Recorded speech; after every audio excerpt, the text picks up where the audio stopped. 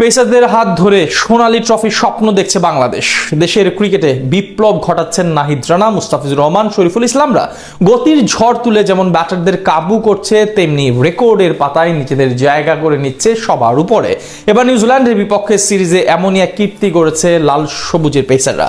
বল হাতে 22 গজে, তবে কি এমন কীর্তি গড়ল নাহিদ রানারা, বিস্তারিত জানবো প্রতিবেদনে।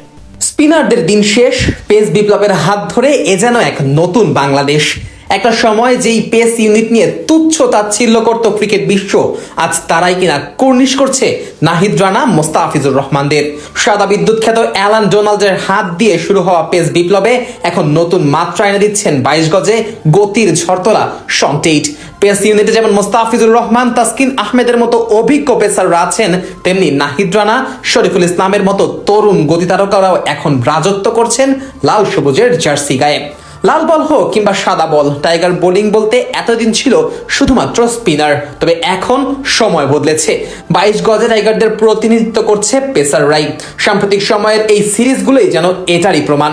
পাকিস্তানের বিপক্ষে সিরিজেও রাজত্বটা ছিল পেসারদের, আবার নিউজিল্যান্ডের বিপক্ষে সবশেষ সিরিজেও পেসাররা দেখিয়েছে তাদের গতির জাদু।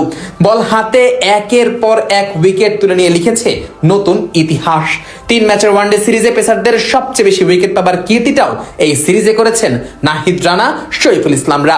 কিউইদের বিপক্ষে এই সিরিজে বাংলার পেসাররা নিয়েছেন মোট 22টি উইকেট, যা কিনা তাদের ক্রিকেট ইতিহাসে 3 ম্যাচের সিরিজে সর্বোচ্চ। এর আগে 2015 সালে মোস্তাফিজুর রহমানের ডেবিউ সিরিজে ভারতের বিপক্ষে 21 উইকেট পেয়েছিল টাইগার পেসাররা। এবার প্রায় 11 বছর পর এসে সেই রেকর্ড ভেঙেছে বাংলাদেশ। নিউজিল্যান্ডের বিপক্ষে সিরিজে বল হাতের সামনে থেকে নেতৃত্ব দিয়েছেন নাহিদ রানা। পাকিস্তানের বিপক্ষে ম্যান অফ দ্য সিরিজের খেতাব জেতা নাহিদ কিউইদের বিপক্ষেও পেয়েছেন সেই একই খেতাব।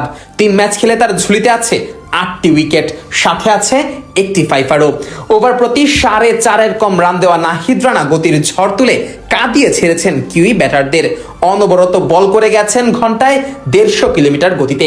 এক প্রান্তে যখন নাহিদ রানা গতির ঝড় তুলতেন, তখন অন্য প্রান্ত থেকে বাঁচার আশা করেও লাভ হয়নি কিউইদের, কেননা অন্য প্রান্তে বল হাতে কবজির জাদু দেখিয়েছেন মোস্তাফিজুর রহমান।